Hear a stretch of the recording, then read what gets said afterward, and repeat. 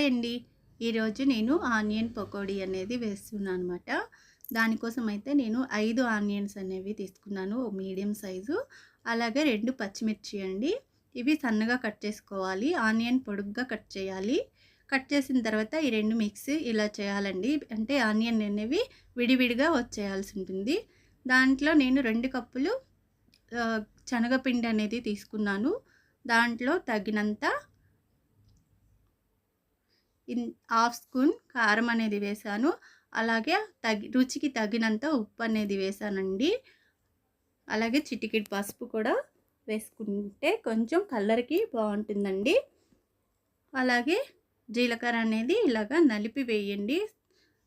బావుంటుంది. స్మెల్ అనేది బావుంటుందండి. ఇది మొత్తం మిక్స్ చేసి మనము పకోడీకి ఎలాగైతే పిండి రెడీ చేసుకోవాలో ఆ విధంగా అయితే కలిపి పెట్టేసుకోవాల్సి ఉంటుందండి. చూడండి ఇలాగా. కొంచెం కొంచెం వాటర్ వేసి ముద్దలాగా అయితే కలపాలండి. ఇలాగ కలుపుకున్నాక పక్కన పెట్టేసి స్టవ్ వెలిగించుకోవాలి. అలాగే కళాయి పెట్టాలండి. కళాయి పెట్టి మనము పకోడీ వేసుకోవడానికి ఆయిల్ అనేది వేసుకొని వేడి చేయాల్సి ఉంటుంది. చూడండి ఇలాగ ఆయిల్ వేసుకొని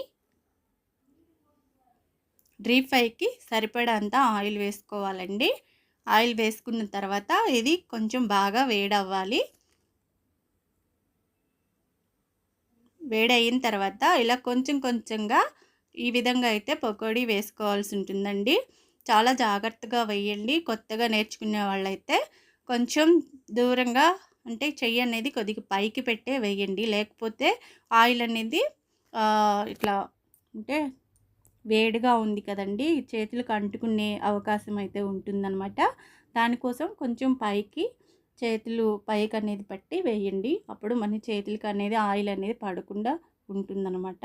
ఎందుకంటే మనం ఆయిల్ పడంగానే అది కాలుతుంది కదండి. కాలినప్పుడు మనం గబాన ఇలా పైకి తీసినప్పుడు ఆయిల్ మన మీద పడే అవకాశం కూడా ఉంటుందండి. చాలా జాగ్రత్తగా అయితే పకోడీ వేసుకోండి.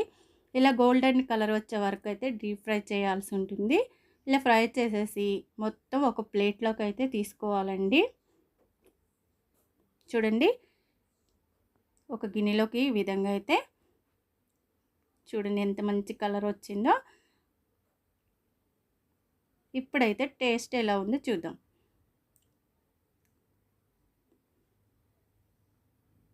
చాలా బాగుంది.